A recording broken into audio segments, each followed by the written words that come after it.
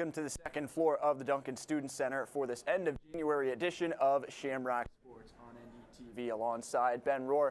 I'm Tyler Reed. So glad you could join us here on this Friday afternoon. Our first show since the football season ended. Hard to believe we don't have a matchup to preview here, but still a lot of headlines to get to on this final day of January. Yeah, absolutely. A football-sized hole in my heart this week, but that does not mean we're going to not find stuff to talk about it. But, you know, plenty of other sports to cover all spring long. Stick with us. It's going to be a good time.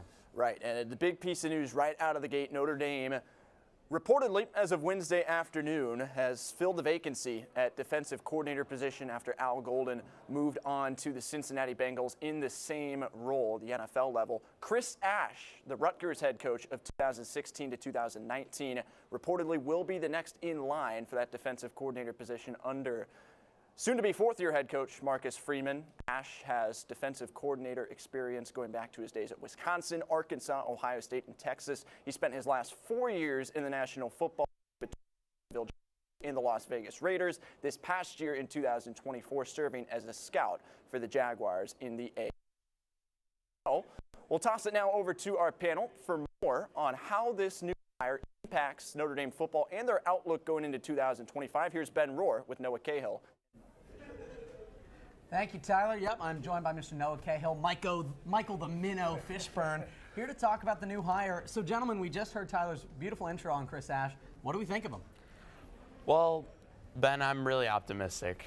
I think his profile is very similar to Golden's. You look at the recent NFL experience, the previous head coaching role, and just the vast experience over, you know, as Tyler said, 24 years in college, co-coordinator for OSU's 2014 title team, 2 Big Ten titles.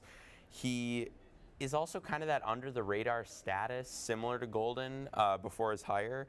And I just think that across the experience, across the pedigree of this position, I think Freeman knows what he wants out of a DC in his program. And I mean, you could argue, I think that Golden was his best decision thus far as a head coach, and I have full trust that he's made the right decision here with Ash. I love it. So we got one optimistic view. Michael, do you share the sentiment? I would love to, but I personally cannot. Now, again, they do have similarities, right? So Ash did have some NFL coaching experience. He did have some unsuccessful college head coaching experience, but I think there's a major difference, and that lies to me in how their NFL coaching experience ended, right? With Golden, he wasn't terminated. Ash was. He was with the Las Vegas Raiders, and he was their defensive backs coach for 2 years, and then he was fired. Last picked up as a scout for the Jacksonville Jaguars. That's a big hiatus from coaching, right? Going from a defensive backs coach to a scout and now to Notre Dame's defensive coordinator, I don't love it. Also, as a head coach, he wasn't as successful as Golden was. Golden was the MAC coach of the year at Temple. Ash was 8-33, right? So his repertoire isn't as strong, and furthermore, man, I would have loved if we hired Mike Mickens, right? He already has the trust and the fondness of the locker room. It would have built Freeman's pedigree from the inside instead of the outside, and he's coached successful talent. He's coached Sauce Gardner, Kyle Hamilton for 2 years at Notre Dame, Cam Hart as well, Ben Morrison, Xavier Watts, and now Leonard Moore's looking promising. So I would have loved us to hire inside, and Ash's specialty is also defensive backs, so I wonder what that conflict will be like between him and Mickens. Now, we can't deny, though, Ash is poised for success. We have a great roster talent, and hopefully Ash can step up. Yeah, I mean, as you alluded to, this defense was loaded. It was the heart and soul of this championship-level team. Does this defense stay as competitive as it was in 2025? Well, it's hard to say, Ben, because obviously they really did just carry this team through so many games. But you obviously have the key departures. In the secondary, you lose Watts, Morrison, and Clark in the slot. And then arguably even larger is that graduate student tandem up front with Cross and Mills.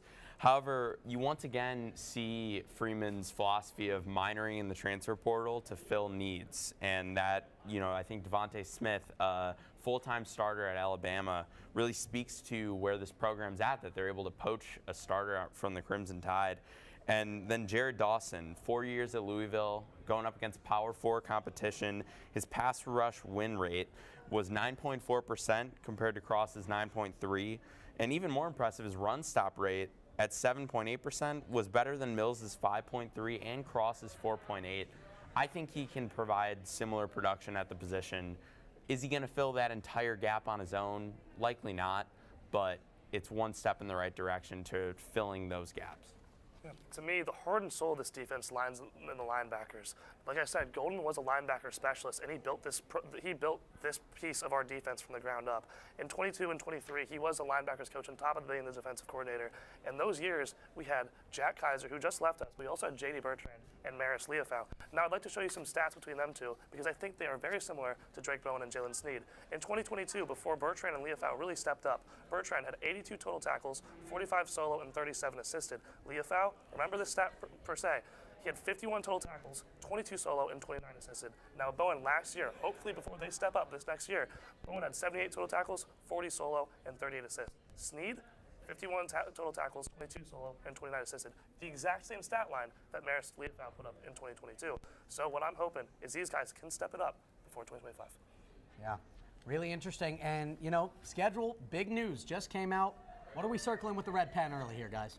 Well, off the bat, you can see it's going to be a more challenging slate this year. You take on 10 Power 4 teams compared to last year's 8, and even the 2 Group of 5 teams in Boise State and Navy combined for 22-5 record last season, albeit obviously losing Ashton Genty from that Boise State roster. They'll nonetheless be a test opening up as preseason number 24. No game's going to be a cakewalk, but assuming they split those 2 opening games, I could see, similar to last year, those early tests really defining the season. And with a manageable schedule, I think that this team can return to the playoff. Yeah, absolutely. To me, the key is early domination, like Noah said, will lead to late success. Per ESPN's rankings, our first 2 opponents coming at 22 and 23 with Miami and A&M respectively. Prior to the college football playoff, Notre Dame had never won within Hard Rock Stadium, so we've never beat Miami on their own turf. But they have experience in those facilities, and they have experience in that environment. It'll be a big test with Miami's offense under Carson Beck, but I think we can do it.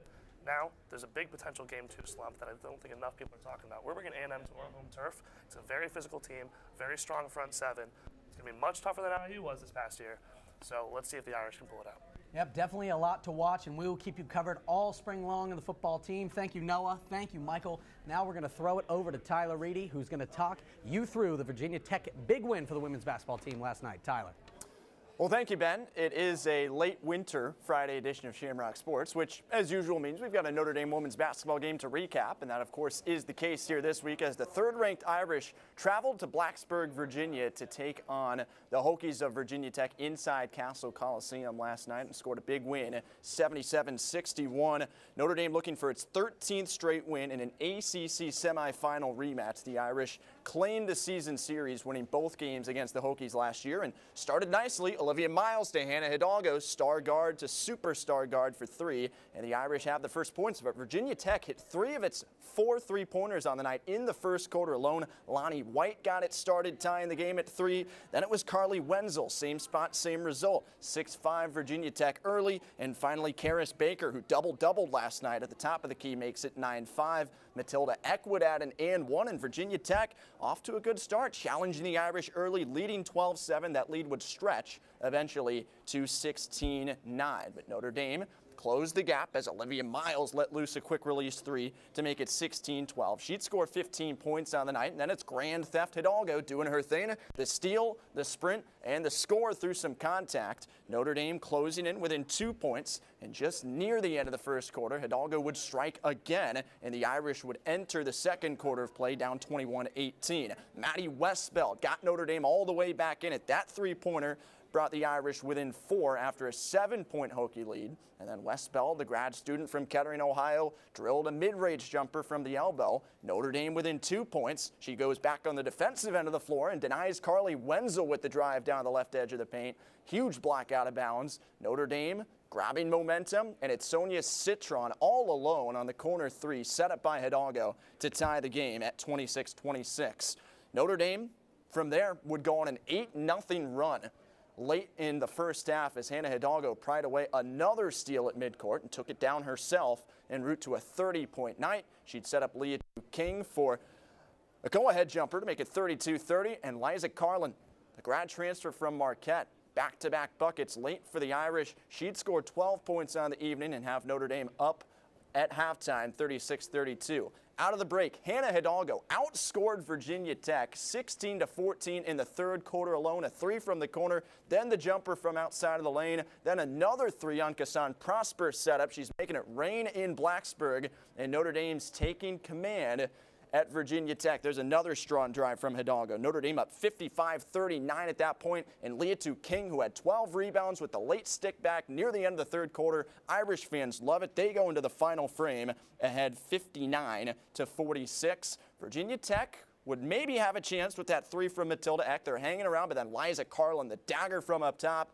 Another three coming up from Sonia Citron in the corner. Notre Dame pulling away in that fourth quarter, up 74-55, and then one more in the pick and pop game from Carlin, who was 5 for 5 from the floor with 2 3-pointers for the first time in her Irish career. Notre Dame wins it 77-61. They're 18-2 overall, still 9-0 inside of ACC play. Headed to Louisville for a noon tip on Sunday. So with that, we'll bring in our women's basketball correspondent, Chris Daly, to talk about this red-hot Fighting Irish team that has now won 13 consecutive games. Chris, your takeaways from last night as Notre Dame again overcame some early troubles at Virginia Tech and found a way to win big. Yeah, Tyler, as you just alluded to right there, an uncharacteristically slow start for Notre Dame. A lot of unforced turnovers in that first half. They only got to the free throw line 2 times. They weren't able to draw fouls. Hannah Hidalgo and Olivia Miles were visibly upset, visibly frustrated, yelling at the refs at time in that first half, asking to go to the line, and they got what they asked for in the second half, especially in that third quarter. Out of Hannah Hidalgo's 16 of her 30 points coming into third quarter, 6 came from the free throw line. That was a big difference for the Notre Dame team, and it was a huge key to Notre Dame's success last night, as it has been throughout the season. You can go back to the SMU game. They had 25 free throws. They sunk 20, so they're very successful from the line. Another big difference last night was Liza Carlin. It was a very successful game for her. 5 for 5, 12 points, 2 huge three-pointers. She said goodbye to Virginia Tech, essentially. As Virginia Tech got this lifeline, they had some hope. Liza Carlin put them away. Notre Dame is not just a 2-headed monster. They are a 10, 11-headed monster. Every single player on Notre Dame's team can have success. We saw it last night with Liza Carlin, and it's going to be a key for Notre Dame alongside the rest of the way. Yeah, I should add with Liza Carlin, those 12 points came against her former head coach, Megan Duffy, who made the move from Marquette to Virginia Tech behind the bench going into this season. So now the question becomes with Notre Dame, what's going to stop them? We thought early in the season it might be injuries. That was not the case. Then we thought with everybody coming back, they might have a hard time getting the pieces to fit together. No issue there. So what's it going to be, Chris? What gets in the way of this Irish squad, which seems destined right now for the Final Four? Yeah, right now it looks like nothing can get in Notre Dame's way except Notre Dame themselves. They can't foul. Yesterday, 19 fouls throughout the game. When they played UConn, they adhered to a high standard of excellence, a high standard of consistent, sharp defense. Only 13 fouls in their game of the year. Notre Dame needs to bring that energy, and they need to bring that mentality every single game. Their hardest opponent from here on out is going to be number 10, Duke. Duke lost to UNC. Notre Dame, well, they beat UNC. So on paper, Notre Dame should not lose another game this year. They should finish with only 2 losses on the season. Both 2 losses coming into Cayman Islands. They should finish undefeated in America and go into March, riding high on such an incredible season. So right now, Notre Dame, they need to play sharp, and they need to keep this mentality that they have. All right, thank you, Chris. Great stuff as always. Reminder, Notre Dame at Louisville, Sunday, noon Eastern. We'll have student media coverage on the airwaves of WVFI Student Radio on site from the KFC Yum Center for that one. Irish take on the Cardinals in a Sunday matchup. So that's women's basketball. Men's basketball also coming off a win. They returned to 500 on Tuesday night against Georgia Tech. For a recap of that game, let's throw it now to Keith Stos. You think Tuesday night, you think another night in the grind and just another weekday. You don't necessarily think cinema. But this Tuesday night was a little bit different. The Irish, after delivering their fans their first ever win in Charlottesville, gave the fans at Purcell Pavilion an unforgettable showing. Despite trailing practically and literally the entire game, the Irish, off the back of Marcus Burton, who had 26 points, prevailed by a score of 71-68. At the start of the game, it seemed like the Irish had a case of Tuesdays as they found themselves trailing Georgia Tech 7-1 just 3 minutes into the game. But the Irish, with style, fluidity, and accuracy, woke up, dived into the fight, and made it a battle of the Titans. But the Yellow Jackets were not going to lay down and die. Through their seemingly immortal three-point shooting and capitalizing off Irish mistakes, Georgia Tech continued to produce alongside Notre Dame's momentum. With both teams motored up, this became a heavyweight fight that would put prime Mike Tyson to shame. Both teams just could not miss hammering three-pointer after three-pointer. Despite the seemingly even game and Notre Dame's great efforts, the Yellow Jackets just would not let go of their lead. To win this game, ND would need someone to step up to another level. Must be superhero night at Purcell Pavilion because Braden Shrewsbury and Marcus Burton came to save the day. One critical three by Shrewsbury and two clutch daggers by Burton allowed ND to go on a 9-point scoring run and earn their first lead of the entire game with just under 2 minutes left in the game. Overall, this game was definitely one for the ages and showed that the Irish have that clutch gene in them that will serve them well in future March Madness tournaments. Welcome back here to the second floor of the Duncan Student Center. You're back with myself, Mr. Benjamin James Rohr, but I am not alone. I'm going to bring in our senior insider on track and field, Mr. Jacob Irons. Welcome onto the show. So, Jake, you're here to talk about the Meyo Invitational, and for myself and probably the entire audience, what is the Meyo Invitational? What should we know about it? So I appreciate the candidness of what the Meyo is. So it's one of the best invitationals in indoor track, and it's right here on Notre Dame's campus. And what makes it so special is the fact that Notre Dame is the largest indoor track that you can run on and compete and get official times. Normally in indoor track, you're going to sit at 200 meters. However, Notre Dame's Loftus Sports Complex, which you're taking a look at now, is 320 meters, which makes it a distance runner's paradise because you don't have as many turns. When you take those turns, you lose their speed and you want to be on home stretch. You're on home stretch longer at Loftus. That's what makes these distance events so premier and why schools from across the country, whether you're on the West Coast, whether you're on the East, this is why the Meyo is the invitational. And it's some of the best, and it is throwdown time. This is ultimately the last normal regular season invite before you start championship racing. So these are guys looking to get into conference championships and get into the NCAAs within the top 20s. Hey, I'm excited about it now. There we go. What am I looking for? Who am I watching? What events am I watching? All right. You can't have it be the Meyo Invitational and have the marquee event not be what you talk about, and that is the mile. The mile for both these two, the men's and women's Meyo Mile, is what you want to look at. For the women's side, it is fascinating this year with Sarah Forsythe, the freshman out of Michigan State, was the Big Ten Freshman Cross-Country Runner of the Year. She broke a Michigan State school record in the 3K in her first indoor track meet at the Sharon Collier Danville season opener up in BU. 8:58.4. That was a record that has been held since 2015. Previously, it was my broadcast partner on Saturday, Sarah Kroll's record that was ultimately taken in 2015. It is really good running from her. But then for Notre Dame, they're going to fight themselves with Sophie Novak. Sophie Novak has been sitting in the wings. Olivia Markovic, one of the best runners that the world has seen at the collegiate ranks. She's been in the wings waiting. It's a little bit, let's think here, Jimmy G to Tom Brady. That is what's going to happen here. Okay, wow. Sophie Novak wants to take that step forward, and this is the way to do it. She can cement herself. Had a really good running last year, put up her college best, but came in second to Olivia Markovic, who arguably is going to be one of the best in Notre Dame history in running. And now, you go to the men's side, and this is where Notre Dame should dominate. Last year, they snuck 4 of the top 6 spots were Notre Dame male runners in the Meyo. That is what you should see happen again.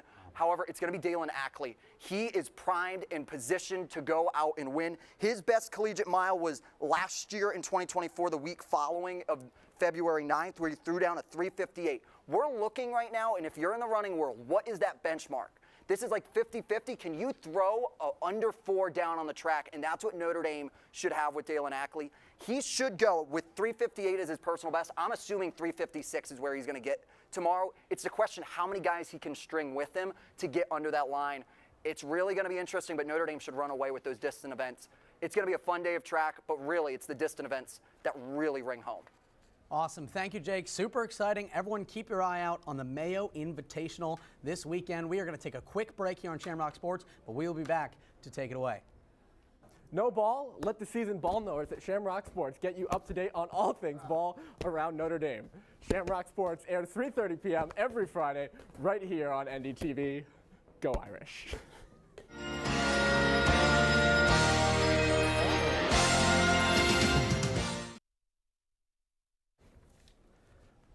All right, welcome back to the second floor of the Duncan Student Center. And we're here to just wrap it up, Tyler. So thank you so much for joining us once again on Shamrock Sports. I am Mr. Venrohr, joined with Tyler Reedy. Thank you to Noah, Michael, Jake, Chris, big crew here today on this late January Shamrock Sports. Yeah, and just to add one thing, next weekend is going to be very busy here in the athletic athletic sphere of Notre Dame. Men's basketball, women's basketball, and hockey are going to combine to play, I think, 6 games across 4 days. I think women's basketball plays Stanford on Thursday, Cal on Sunday. Men's basketball has Virginia Tech here on Saturday, and then Notre Dame hockey's back in action off the bye week against Ohio State Friday and Saturday. So we're going to have a lot to cover, but hey, you know where to find all of your information and analysis of Notre Dame athletics. Maybe some more football news by then. Who knows? But we'll have it for you next Friday, and then JPW the week after. Should be a lot of fun. So keep it right here for our coverage. Awesome. Then this has been Shamrock Sports. Thank you so much for joining us. See you next week.